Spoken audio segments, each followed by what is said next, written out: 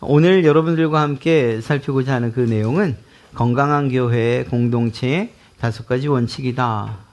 말이 굉장히 거창합니다만 그렇게 특별한 내용들은 아닙니다. 이미 여러분들이 알고 계신 내용들이고 또 이 18장 안에 나와 있는 내용들을 구분해서 어떤 한 주제들로 삼아 본 것들입니다. 우리가 알다시피 마태복음 16장에는 베드로의 신앙 고백이 있죠. 그리고 그 신앙 고백을 들으신 예수님께서 내가 이 반석 위에 교회를 세우겠다 하시면서 교회 설립의 기초가 되는 그러한 말씀이 바로 16장에 있습니다. 그리고 17장 안에는 변화산상에서 예수님께서 변화되신 모습, 그리고 앞으로 고난받아야 할 것이다는 이러한 말씀과 함께 예수 그리스도의 권위가 부각되는 그러한 사건들이 기록되어 있죠. 이렇게 일련의 사건들을 볼 때에 이 18장에는 교회 공동체, 베드로의 신앙 고백 위에 세워진 교회, 그 당시만이 아니라 이어져서 지금까지 오고 있는 이 교회 공동체, 올바로 세워져야 하고 든든히 세워져야 하는데 그러한 내용을 이 18장 안에 담아 놓으셨구나. 예수님의 4번째 강론에 해당하기도 합니다. 그렇게 본다면 16장 17장에는 어떤 사건이 내러티브 형식으로 기록되어 있고 이 18장 안에는 예수님의 강론이 온전히 기록되어 있는 것을 보게 되죠. 그래서 이 18장 안에 있는 내용을 대략 5가지로 구분을 해서 여러분들과 함께 살펴보려고 합니다. 그 가운데서 오늘은 2가지만을 살펴보겠습니다. 교회 공동체 안에 5가지 원칙, 그러니까 교회를 건강하게 세우고 든든하게 세우고 또 나뉘지 않거나 분란이 일어나지 않게 하는 그러한 원칙들이 있다면 그것이 무엇일까? 사실 교회 공동체라고 말씀드리지만 그러나 이것은 우리가 사는 그러한 여러 공동체에 공통적으로 적용이 될 겁니다. 여러분의 가정에도 마찬가지고 여러분들이 속해 있는 어떤 모임들이나 혹은 회사에서도 마찬가지일 것입니다. 이러한 덕목들을 우리가 잘 마음에 새기고 실제 삶 가운데에서 드러내면서 산다면 그 공동체가 바로 여러분들을 통해서 세워져 가고 또 건강해져 갈 것이라 저는 확신합니다. 이러한 내용들을 살피면서 우리 갈릴리 교회가 어떤 모습으로 또 어떻게 노력할 때에 또 그러면서 하나님의 도우심을 구할 때 지금보다 더 건강해지고 또 더 든든히 세워져 갈 수 있는가 하는 그러한 대답들을 얻게 될 것입니다. 교회가 무엇입니까? 하나님 나라 백성들의 공동체라고 이야기할 수 있죠. 그리고 이 당시만 해도 이러한 교회의 중심 축이 되어야 되는 사람들은 바로 제자들이었습니다. 그리고 그 제자들을 훈련하고 있는 그러한 말씀이다. 그래서 앞으로 세워져 갈 교회 공동체가 추구해야 될 가치 혹은 또 순수성을 유지하는 방법, 이렇게 이해해도 좋을 것 같습니다. 우리로 본다면 교회 안에 있는 여러 중직들 또 교회 책임 있는 이들이 이러한 모습들을 통해서 교회가 더욱 흔들리지 않고 앞으로 비전을 가지고서 그리고 또 다음 세대가 키워져 가면서 그렇게 정말 주님 오시는 날까지 이어져 가는 것, 그것이 저와 여러분들의 소망이 아니겠습니까? 그런 점에서 오늘 그리고 다음 주에 살펴볼 이러한 교회 공동체, 건강하고 굳건한 교회 공동체를 세우는 5가지 원칙은 우리가 마음속에 꼭 새겨야 할 그러한 내용들이라 할 것입니다. 그 5가지가 무엇이냐면 겸손, 또 실족하게 하지 말 것, 한 사람, 한 영혼을 소중히 여길 것, 또 훈계하는 이 방식, 그리고 용서에 관한 이야기들입니다. 그 가운데서 오늘 겸손과 실족하게 하지 말아야 한다는 내용을 좀 살펴보려고 합니다. 겸손에 관한 내용은 1절부터 4절 사이에 있죠. 천국에서는 누가 큽니까? 라는 이러한 질문으로부터 시작되는 것을 보게 됩니다. 제자들이 나와서 예수님께 직접 물은 거죠. 도대체 천국에서는 누가 큰 사람입니까? 여러분, 여기서 제자들이 말하는 천국은 과연 죽어서 가게 되는 앞으로 세워질 하나님 나라를 이야기하는 걸까? 제자들의 관심은 정말 천국에 있는가? 천국. 저는 아니라고 생각을 합니다. 비록 천국에서 누가 큽니까? 라고 이렇게 묻고 있지만, 그러나 그것은 지금 제자들과의 관계 가운데에서 일어나는 그러한 문제이고, 앞으로 이들이 말하는 천국, 좀 더 세속적으로 말하면 예수님께서 정권을 장악했을 때 그때의 높은 사람이 누가 될 것입니까? 라는 이러한 질문으로도 이해할 수 있습니다. 지금 이 사건, 그러니까 18장의 사건이 있기 바로 전에 변화산에서의 사건이 있었죠. 여긴 누가 갔습니까? 베드로와 요한과 야고보가 갑니다. 아니, 기왕 가시면 12명 다 데려가시면 얼마나 좋아요. 그러면 아무런 분란이 없겠죠. 그런데 3명만 데리고 갔습니다. 그리고 나머지는 변화산 아래에 있었어요.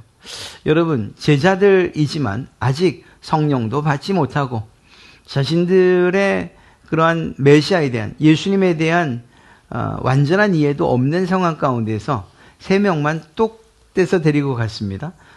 제가, 그리고 여러분이 남아있는 사람들이라 생각하면 어떤 마음이 드시겠습니까? 아니, 왜 우리는 이렇게 내팽개쳐 두고, 더군다나 내려와 보니 어떤 일이 있었습니까? 정말 귀신 들린 아이 하나를 고치지 못해서 쩔쩔매는 이런 상황이 벌어졌잖아요. 아니, 우리를 데려갔으면 이런 일도 생기지 않았을 것이고, 아니면 베드로라도 놓고 갔으면, 요한, 야고보 놓고 가셨으면, 혼자 가셨으면 그들이 뭐 어떻게 또 해볼 수 있지 않았겠는가, 이런 생각이 있지 않았겠습니까? 그러니까 이러한 특별한 경험을 한 3명과 소외감을 느꼈던 제자들 사이에서 생길 수 있는 문제였던 거죠. 이런 질문을 던진 사람들 과연 누굴까? 적어도 베드로, 요한, 야고보는 아니지 않을까 하는 이런 생각을 해봅니다. 누가 높은 사람입니까? 누가 큰 자입니까? 이러한 질문이 생길 수밖에 없는 그런 상황이었다는 거죠. 이들의 메시아관은 기본적으로 정치적인 메시아를 기대하고 있었습니다. 예수님의 제자라고 해서 별로 다르지 않아요. 앞으로 누가 높은 자냐, 누가 높은 자리에 앉느냐라는 문제가 이후에도 2번이나 등장을 하게 됩니다. 그러니까 제자들은 예수님께서 죽으러 간다는 말에 대한 진정한 의미를 알지도 못했고 알려고도 하지 않았어요. 자신들이 추구하고 있는 그러한 메시아상은 로마 정권을 뒤엎고, 그리고 정권을 탈취하고 회복하고, 그리고 왕으로 세워지는, 그리고 그 왕에 누가 앉는 거죠? 예수님이 앉는, 바로 그것을 꿈꾸고 있었기 때문에 예수님께서 왕이 되신다라는 가정하에 누가 높은 자리에 앉을 것인가, 이것에 온통 관심이, 그들의 관심은 온통 거기에 있었던 것입니다. 그러다 보니까 천국에서 큰 자였냐? 정말 죽어서 가는 하나님 나라가 완성되었을 때, 사실 이 하나님 나라도 역시 어쩌면 정권의 회복, 그것을 하나님 나라의 이러한 성취라고 이해했을 수도 있죠. 어찌되었거나 이들이 단순하게 우리가 생각하는 천국, 그것은 아닐 수 있다는 사실을 이야기하고 있는 것입니다. 그러니까 현실 세계에서 누가 높은 사람이 될 것인가에 대한 다툼이었다고 말할 수 있는 거죠. 이건 좀 억측일 수도 있습니다만 예수님께서 계속 죽으러 간다, 내가 죽으러 간다, 이 벌써 2번째 얘기하신 거거든요. 예수님의 순환에 대한 이야기를 직접 2번이나 언급하신 겁니다. 그렇게 볼 때 이런 생각도 하지 않았을까요? 예수님이 왕이 되셔야 하는데 자꾸 죽는다는 이야기를 한다? 그렇다면 그래, 좋다. 예수님이 돌아가신다면 그 다음에 누가 지도자가 될 것인가 하는 이런 생각도 해보지 않았겠는가, 이런 가정도 해보게 됩니다. 어찌되었거나 중요한 것은 제자들의 관심은 우리가 생각하는 그 천국에서의 큰 자를 이야기하는 것보다는 지금 이 현실 세계에서, 지금 상황에서 누가 크고 누가 높은 자입니까? 누구의 손을 주님 들어주실 것입니까? 이런 질문과 가까웠다, 이렇게 이야기할 수 있을 것입니다.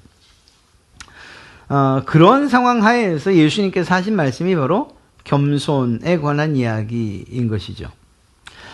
겸손에 관한 이야기, 너희가 돌이켜 어린아이들과 같이 되지 아니하면, 주님께서 단수를 다셨는데 여기서 돌이켜라고 하는 단수를 다십니다.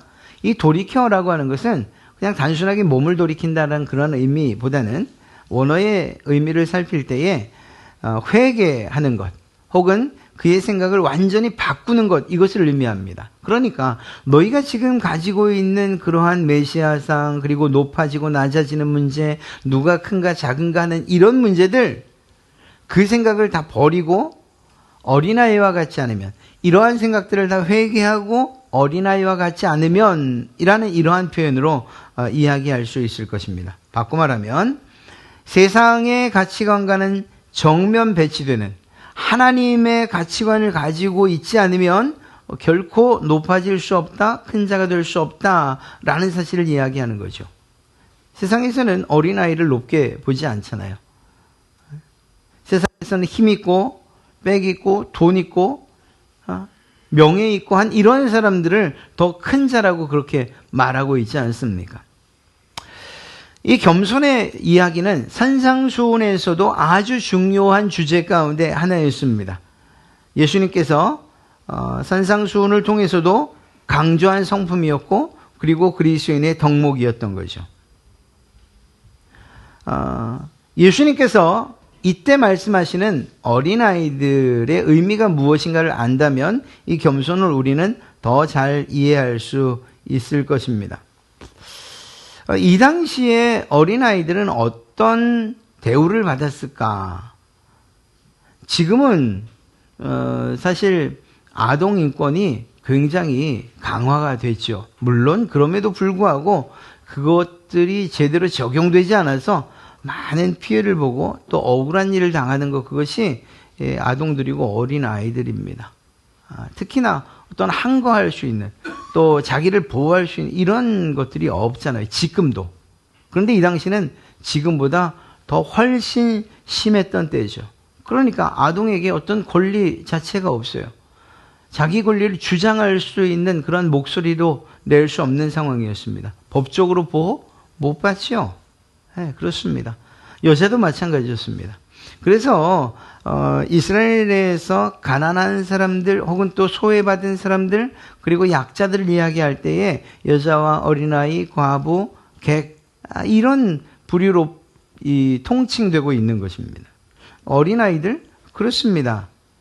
자신을 방어하지 못할 만큼 연약합니다.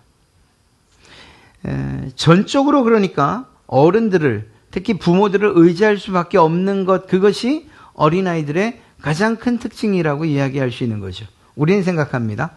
어린아이와 같지 않으면, 요즘 어린아이들 얼마나, 죄송합니다, 되바라졌는데, 철없고, 버릇없고, 아니, 그렇게 되란 말인가? 이렇게. 그걸 이야기하는 것 아니라는 것, 여러분 잘 아실 겁니다. 우리가 그냥 부정적으로 생각하는 어린아이들의 생각은 좀 내려놓으시고, 이 어린아이들만의 특징, 그러니까 정말로 부모를 의지하지 않으면, 어른들을 의지하지 않으면 살아갈 수 없는, 살 수 없는 그런 존재로서의 어린아이를 한번 생각해 보시면 좋을 것 같아요. 좀 더 갓난아이를 생각하시면 더 잘 이해가 될 수 있죠. 그저 할 수 있는 것이 요람에 누워서 발버둥 치는 것, 배고파도 울고, 또 이렇게 용변을 치워달라고 할 때도 그저 울고, 몸이 아파도 울고, 할 줄 아는 게 우는 것밖에 없는 어린아이들을 생각한다면, 그러면 오늘 이 말씀을 잘 이해할 수 있을 것 같습니다. 이렇게 돌이켜 어린아이들과 같이 되지 않으면, 그러면 천국에 갈 수 없다, 이렇게까지 말씀하십니다. 결단코.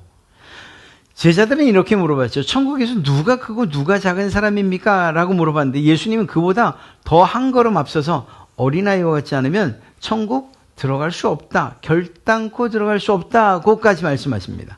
그러니까 이 주님이 말씀하시는 어린아이의 의미를 알고 우리가 그 자리에 있어야 하고 그런 태도를 취해야 된다는 사실이죠. 무엇보다 이러한 어린아이와 같은 태도를 취할 때 비로소 교회 공동체가 든든히 세워져 갈 수 있다는 사실을 이야기하고 있는 것입니다. 한 가지 분명한 것은 오늘 주님께서는 이 말씀을 통해서 이 1절과 4절의 말씀을 통해서 어린아이처럼 겸손해라 라고 말하고 있는데 이 겸손에 대한 이야기뿐만 아니라 또 한 가지를 함께 이야기하고 있는데 그게 앞서 말씀드렸던 믿음에 관한 것이다. 겸손과 믿음의 공통점이 있다면 그것은 무엇일까요? 앞서 말씀드린 대로 겸손하다. 이 어린아이들이 겸손하다고 말할 때의 그 겸손은 전적으로 부모를 의지하는 것이죠. 믿음의 내용도 마찬가지예요. 여러분들이 믿는다 할 때에 그 믿음은 누구를 향한 믿음입니까? 나를 향한, 또 내가 가지고 있는 힘이나 내가 가지고 있는 직분 이런 것들입니까? 아니죠. 하나님을 향한 이러한 믿음이죠.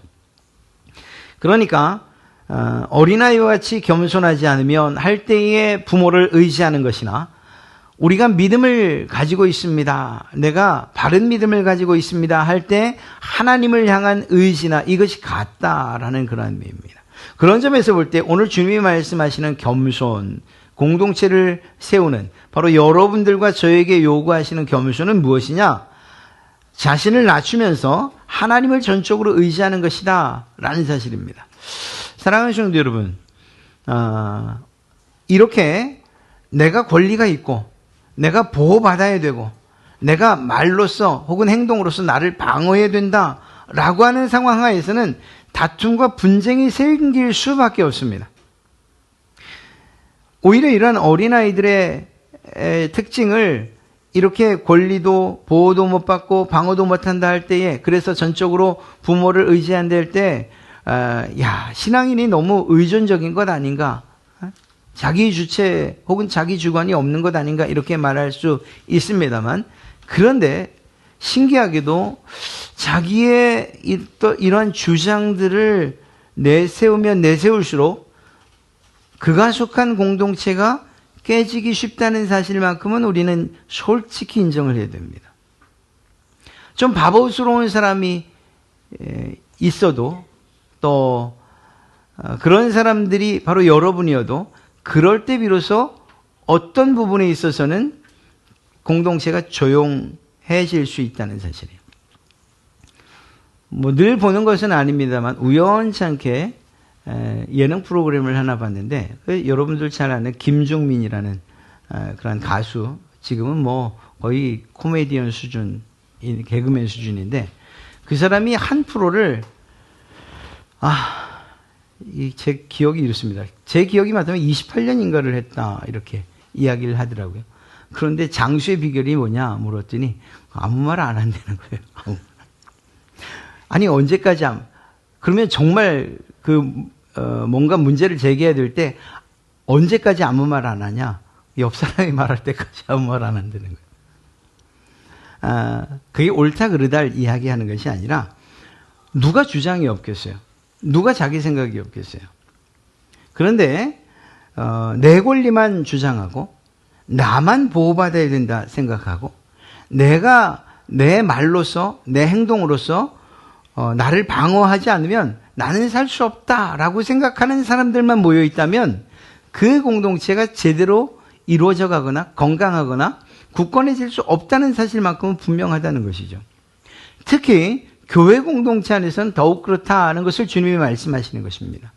이렇게 어린아이처럼 자신을 낮추고 그래서 때로는 양보하고 배려하는 모습으로 서로를 이해하지 않으면 그러면 교회 공동체는 순간 무너질 수 있다는 사실을 주님이 말씀하고 계신 것입니다. 그리고 더 나아가서 그렇게 자기를 낮추는 것, 그 시작이 무엇이냐? 하나님을 의지하는 것, 하나님을 전적으로 신뢰하는 것으로부터 시작되어야 된다는 사실을 이야기하고 있는 것입니다. 단순하게 그냥 내가 참지, 그냥 참으면 조용해지니까 라는 그러한 것이 아니라 이러한 일들조차도 하나님을 의지하고 하나님께 맡기는 이러한 마음으로 그렇게 다른 사람들을 배려하고 그리고 겸손한 태도를 취할 때 비로소 교회 공동체가 제대로 설 수 있다라는 사실입니다. 교회는 얼마나 많은 다른 사람들이 모였을까요? 교회 출석하는 수만큼 다른 생각들일 것입니다. 저희 교회 지금 예배하는 수만큼 다른 생각들과 또 다른 마음들이 있을 것이라는 거죠. 그런데 이것이 어떻게 하나가 될 수 있는가? 다 낮아지면 되는 것이고, 낮아지는 그 시작이 바로 내 힘으로는 할 수 없고, 나는 연약하고 나는 정말 주님 아니면 안 됩니다라는 마음으로 예수 그리스도를 동일하게 의지한다면 그때 비로소 다른 마음들이 하나가 될 수 있는 것 아니겠습니까? 어떤 한 사람, 그렇게 생각하는 사람들 가운데 나는 할 수가 있지. 야, 너희들은 못한다. 그럼 내가 한번 해보지. 라고 할 때에 그때부터 사실은 균열이 가기 시작하는 것이라 이야기할 수 있습니다. 자, 어떤 일을 하거나 또 교회 안에서 사역을 하고 사업을 할 때에 주도적으로 이끌어가는 사람이 필요하지 않다는 것을 이야기하는 것은 결코 아닙니다.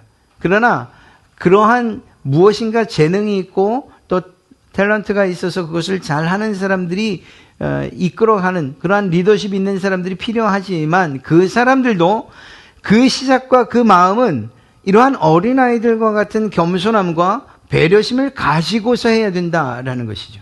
우리가 언젠가 리더십에 관한 이야기를 할 때에 지금 이 시대의 리더십은 예수님의 그것을 닮아서 servant leadership 그러니까 종으로서 섬기는 리더십일 때에 비로소 조직이 강화되고 그리고 든든해지고 더 나아가서는 건강하게 될 수 있다 이런 말씀 드렸지 않습니까? 동일한 이야기입니다. 자기 주관도 없고 또 생각도 없고 그냥 끌려다니라는 그런 의미가 아니고 여러분들이 지도자에 서고 또 혹은 리더의 자리에 선다 할지라도 그때에도 여전히 이 마음, 내가 주님 없이는 어린아이에 불과합니다 라는 마음으로, 그런 마음으로 다른 사람들을 배려하고 또 다른 사람들 앞에서 겸손한 모습으로 그들을 이끌어가라는 것입니다. 사실 겸손이나 배려, 이해, 이것은 힘 있는 사람이 할 때 진가를 발휘하는 거예요. 능력 있는 사람들이 겸손하고 배려하고 이해할 때에 진가를 발휘하는 거예요. 그렇지 않은 사람들 굳이 말하지 않아도 늘 겸손해요. 늘. 언제나 이러한 상황 가운데서 문제가 되는 것은 힘이 있다 하는 사람들이 어린아이와 같지 않고 겸손하지 않고 더 높아지려 하고 그리고 배려하지 않고 이해조차 하지 않으려 할 때에 문제가 생기는 것들이거든요. 그러니까 사실은 중직자들이나 저나 혹은 장로, 권사 또 일을 실제적으로 해 나가는 그러한 기관장들 등등 이러한 이들에게 주님이 말씀하세요. 오늘도 누구에게 말씀하고 있는 것입니까? 제자들에게 이야기하고 있는 거예요. 제자들에게. 너희가 교회 안에서 이러한 어린아이와 같아야 한다. 어린아이처럼 겸손해야 하고 다른 사람들을 배려하고 이해해야 하고 그리고 하나님을 전적으로 신뢰하는 마음으로 리더가 되고 제자의 삶을 살아야 된다. 그때 비로소 너희를 통한 공동체가 바르게 세워질 수 있다. 이렇게 말씀하고 있는 것이죠. 이러한 사실들을 우리는 꼭 기억해야만 합니다. 두 번째가 바로 타인을 실족하게 하지 말 것이라는 것입니다.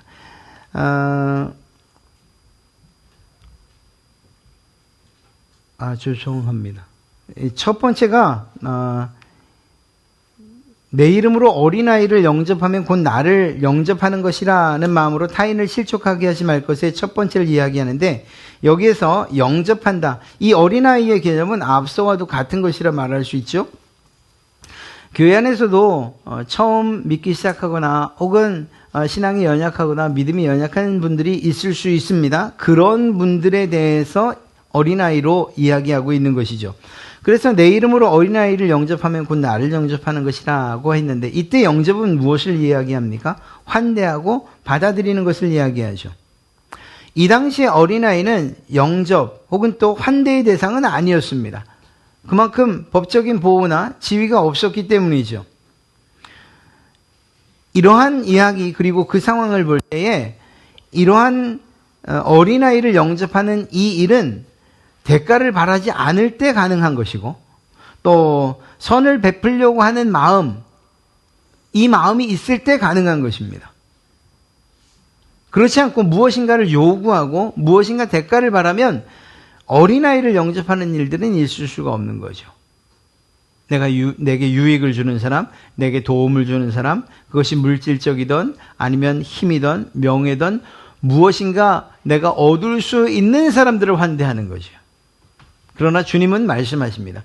교회 안에는 그렇지 않은 어린아이와 같은 사람들이 많다. 그런데 그들을 너희가 영접해야 된다. 어느 만큼까지? 그 어린아이를 영접할 때 그것은 나를 영접하는 것과 같다. 예수 그리스도 예수님을 영접하는 것과 같다. 이렇게까지 말씀하신 것입니다. 그러니까 이건 반드시 해야 될 것이라는 이야기를 하고 있습니다.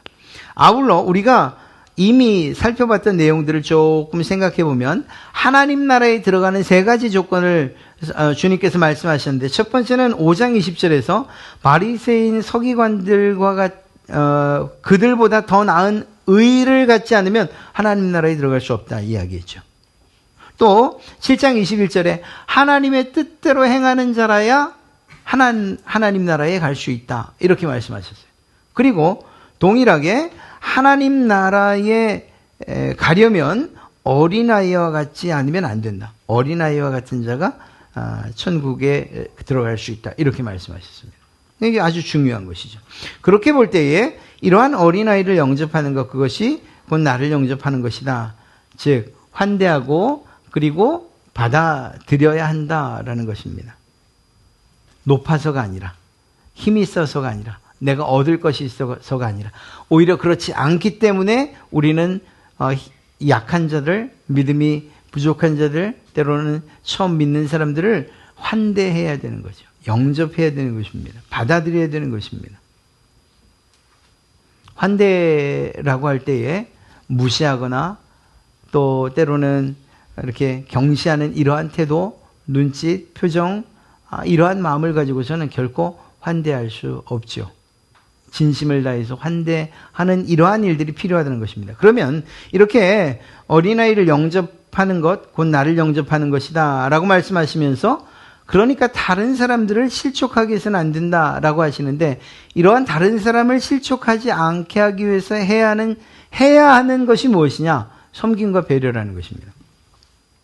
말씀드린 것처럼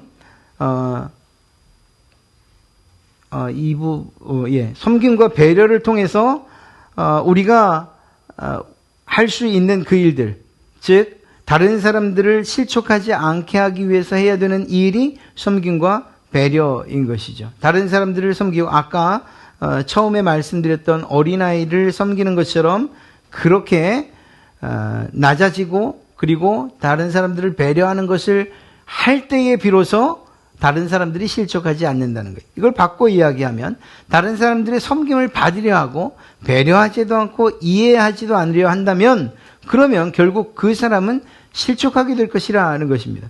여기서 실족하게 된다는 것은 과연 무엇을 이야기하는 것인가? 믿음에서 떠난다는 것을 이야기하는 거예요. 궁극적으로. 죄를 짓는 것이고 예수님을 부인하는 데까지 이르는 것, 그것을 떠난다, 실족한다 이렇게 이야기하고 있는 것입니다.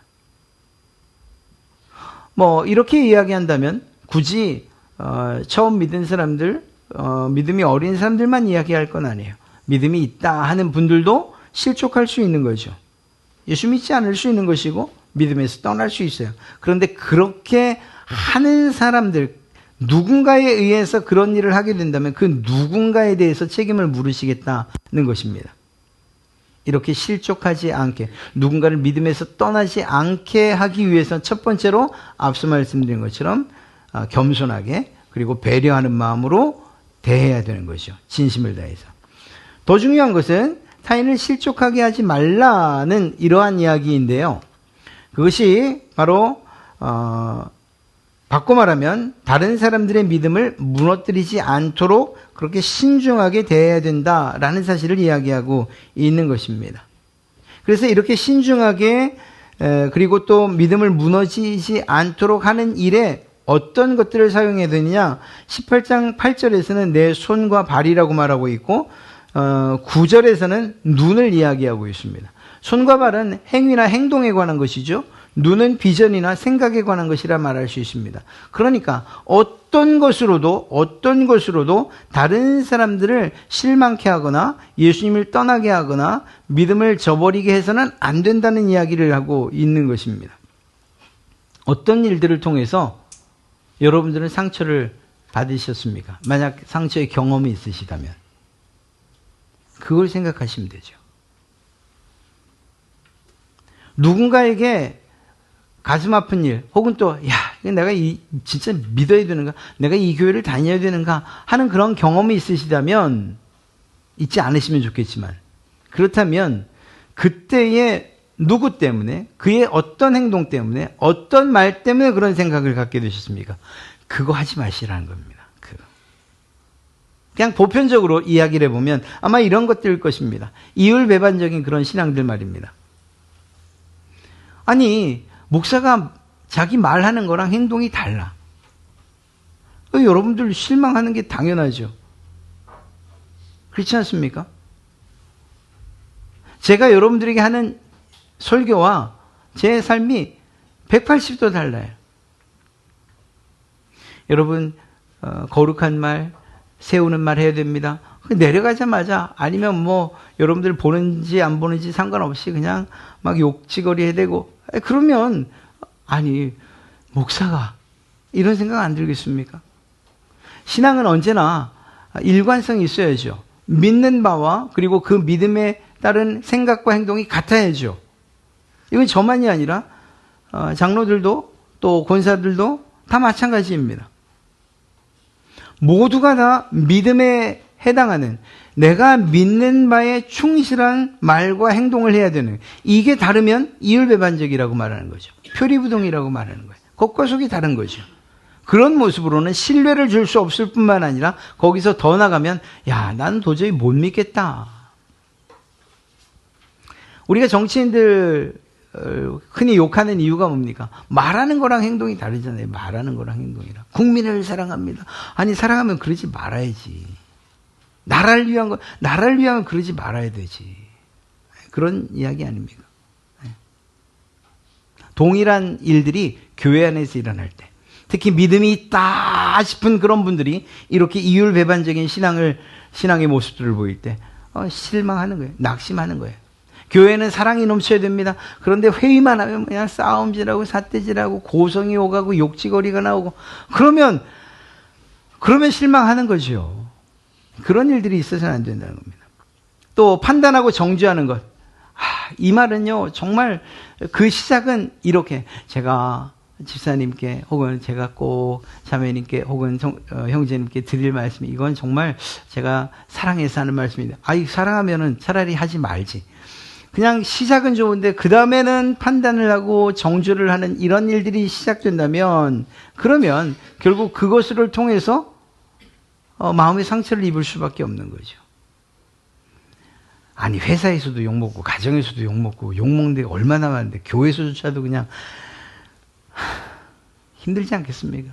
그러니까 그런 일들 말이에요. 물론 이것들이 목사를 통해서나 혹은 또 공적인 자리를 통해서 이렇게 전체적으로 이야기되어지는 것, 여기서까지 시험된다고 하면 할 말은 없지만 말입니다. 그러나 개인적으로 누군가에 대해서 판단하고 정죄하는 것들을 포장만 잘해서 한다? 시험 들고 상처받을 수 있습니다. 마지막 끝에는 아마 그럴 거예요. 이 둘, 이율배반적인 그리고 판단과 정죄가 합해진 사람에게는 아마 여러분이나 제가 이렇게 목사님이나 잘하세요. 이런 얘기. 그렇게 되는 거죠. 그리고 저는 떠나겠습니다. 부정적인 언어와 험담도 마찬가지입니다. 그냥 말만 하면 부정적인 거예요. 험담하는 거예요. 헐뜯는 거예요. 그런 일들을 통해서는 교회 공동체가 든든히 세워질 수 없어요. 잘 세워져 있는 탑에 벽돌을 한 장씩 빼내는 것, 그것을 갉아먹는 것, 그리고 결국 무너지게 되는 거죠. 신앙의 방종도 마찬가지입니다.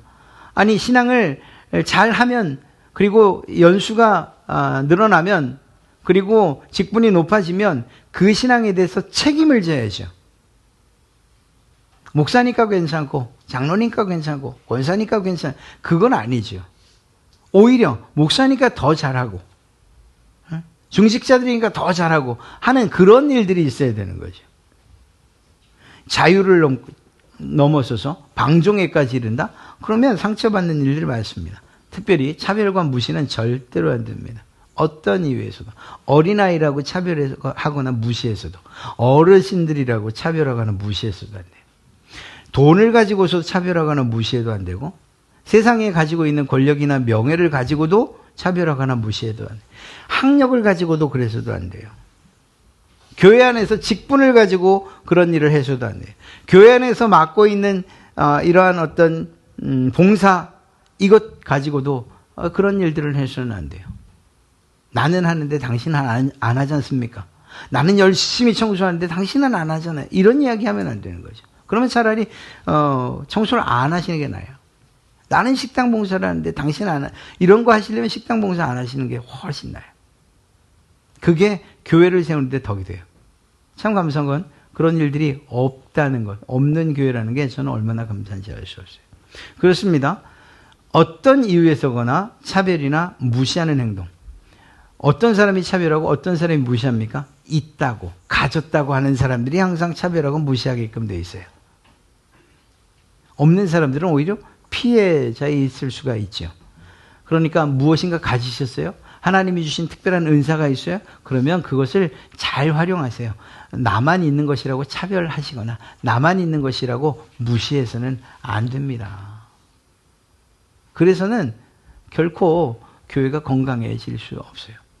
제가 여러분들의 헌신을 가지고 또 헌금을 가지고 누군가를 차별하고 이 사람은 더 대우하고 이 사람은 덜 대우하고 또 이 사람은 정말 존중하고 이 사람은 무시하고 그러면 여기 남아있을 사람이 누가 있겠습니까? 벌써 인간적으로 상처를 다 받는데 말입니다.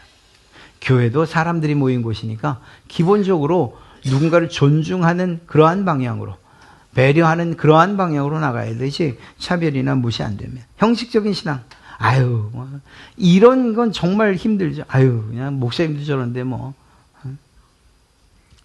집사님도 저런데 뭐 난 뭐 이쯤은. 그러다가 떨어져 나가는 거죠. 그래서는 안 됩니다. 이것만이겠습니까? 아까 말씀드렸던 것처럼 혹시라도 정말 아픈 경험이 있으신 분들은 내가 그때 왜 그렇게 아팠는가 하는 생각들을 하면서 나는 그러지 말아야지라고 결심을 좀 하세요. 그런 일들이 있으면 여러분들이 상처받은 것처럼 그 사람들도 상대방도 상처를 받게 돼 있어요. 그래서는 안 되죠.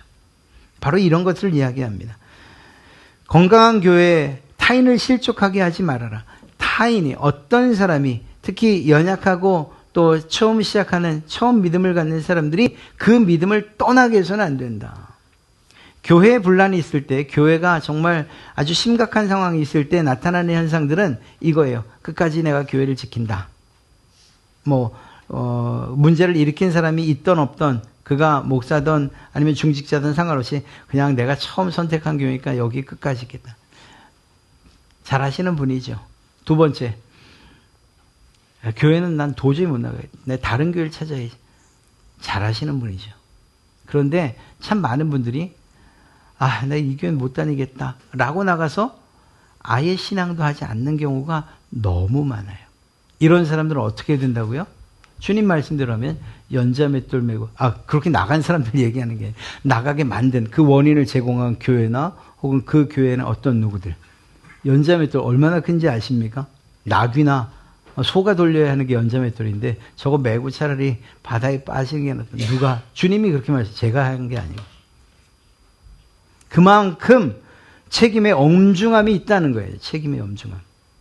사랑하는 성도 여러분, 우리 갈릴리 교회가 정말 주님 말씀 위에서 든든히 그리고 건강하게 세우시길 원하십니까? 그러면 누군가에 대해서 이런 이율배반적이거나 판단하거나 정죄하거나 부정적인 언어나 험담 혹은 신앙의 방종이나 차별이나 무시, 형식적인 신앙으로 다른 사람들의 신앙이 소멸되게끔 혹은 신앙을 떠나게끔 믿지 않게끔 하는 이런 일들이 없어야 할 줄로 믿습니다. 이런 일들이 있을 때 교회가 오히려 든든히 세워져 가는 거예요. 저는 여러분들 모두가 우리 아이들 혹은 또 정말 신앙을 하고자 하는 사람들에게 이런 이야기를 들었으면 좋겠어요. 야, 나는 저 집사님 때문에 정말 내가 게을러질 수가 없어. 나는 우리 교회 안에서 혹은 내 신앙의 롤 모델은 어느 장로님이야. 나도 저 나이가 되면 저 권사님처럼 저렇게 살고 싶어. 이런 모델로서 여러분들이 세워져 가시기를 바랍니다. 헌신 그러면 그 집사님처럼 되고 싶지. 또 이 물질적으로 헌신하고 봉사하는 거, 난 그분처럼 되고 싶지. 기도하는 거, 그 권사님만. 정직하고 또 그리고 성실하게 일하는 거, 그건 교회 모두가 다 그러시지. 이렇게 말합니다. 여러분들 각자를 바라보면서 여러분들의 그 모습을 신앙의 모델로 삼는 우리 다음 세대들 그리고 처음 믿는 분들이 있다는 사실을 꼭 기억하세요. 여러분들을 다 보고 있어요. 다 보고 있어요. 여러분들의 자녀들이 보고 있고 우리 아이들이 보고 있고 또 처음 믿는 분들이 보고 있고 또 청년들이 보고 있고 다 보여요. 거기에서 부정적, 난 저분처럼 안 돼야겠다. 이런 얘기 없이 나도 저분처럼 나도 그분처럼 그렇게 신앙하고 싶다. 이런 기대와 그리고 그런 소망을 갖게 한다면 여러분들의 삶 정말 복된 삶일 뿐만 아니라 우리 교회 역시 정말 행복하고 그리고 굳건한 그리고 건강한 교회가 되지 않겠습니까? 오늘 이 5가지 원칙 가운데 2가지를 살펴봤습니다. 우리 기도할 때에 이 부분들 생각하면서 좀 기도했으면 좋겠습니다. 겸손이라는 건 다른 것 아니에요. 나를 낮추는 거죠. 그러면서 동시에 하나님을 전적으로 의지하는 것, 이것이 겸손입니다. 하나님, 내가 겸손하겠습니다. 하나님, 내가 다른 사람 실족하게 하지 않겠습니다. 오히려 섬기고 배려하는 마음으로 그렇게 하겠습니다. 다른 사람들 실족하게 하지 않겠습니다. 말이든지 행동이든지 무엇이든지 간에 내가 모난 것 있으면 그것들을 깎아주시고 다듬어 주시고 그래서 신앙의 모델로 저를 삼아 주십시오. 이러한 마음으로 우리 다 함께 기도하시겠습니다.